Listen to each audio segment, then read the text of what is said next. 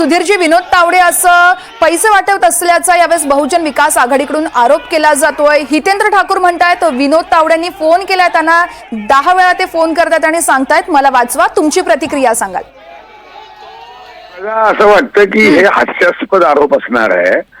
विनोद तावडेजी ज्या पदावर आहे अशा पद्धतीने अखिल भारतीय आणि विनोद तावडे फक्त अखिल भारतीय महामंत्रीच नाही, अतिशय उत्तम विचार असणारा, कुशल संघटक असणारा नेता असे कधी पैसे वाटते का? तुम्ही तुमच्याच मनाचा विचारून बघा की असं कधी शक्य आहे का हो?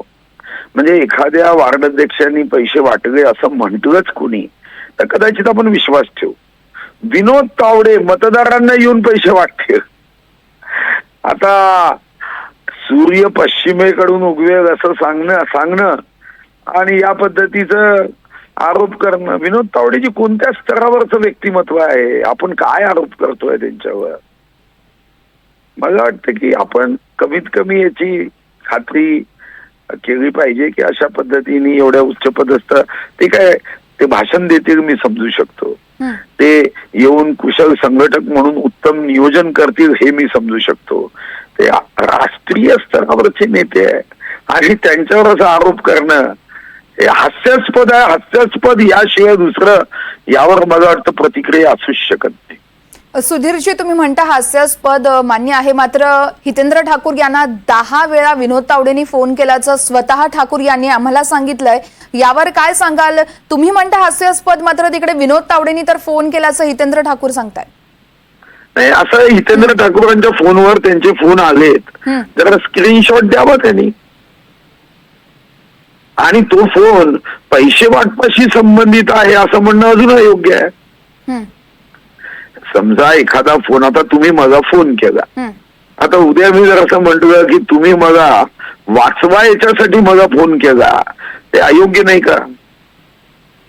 मला व्यक्तिगत रीतीने वाटतं की पैसे वाटप सारखं गंभीर काम अतिशय राजकारणामधली असं अतिशय लोकशाहीची हत्या करणारं काम हे विनोद तावडेंसारख्या स्तरावरच आहे। तुम्हाला तरी पटतं का? तुम्ही तुमच्या मनाचा विचारा, माझा प्रश्न सोडा, तुम्ही तुमच्या मनाचा विचारा की विनोद तावडेजी असे रस्त्यावर उभे आहे, झोपडपट्टीत फिरताय, या स्तरावरचे विनोद तावडे खूप मोठ्या स्तरावरचे नेते आहे।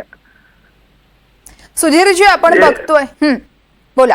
मला नाही वाटत हे असे आरोप प्रत्यारोप करण्यामध्ये काही तात्पर्य नाही आहे। आणि अनेकदा मी तुम्हाला उदाहरण देतो, अनेकदा काय होतं, अनेकदा काय चूक होते, अनेकदा एखाद्या गावात आपण जातो, तिथं आरती केल्या जाते। आता आरती जेव्हा ते आमच्या लाडक्या बहिणी करतात तेव्हा एखादा कार्यकर्ता त्या जे आरतीचं ताट असतं त्याचे 100 रुपये टाकतो। आता उद्या जर कोणी असा आरोप केला की मतदारांना पैसे वाटले जात आहे, असं नाहीये, तो एक संस्कृतीचा भाग आहे। आता तो सर्वांनाच उमेदवारांच्या लक्षात येतो, पण कधी कधी कार्यकर्त्यांना निवडणुकीच्या आयोगाच्या मर्यादा या संदर्भात लक्षात येत नाही आणि मग अशा वेळी अशी गडबड होत असते।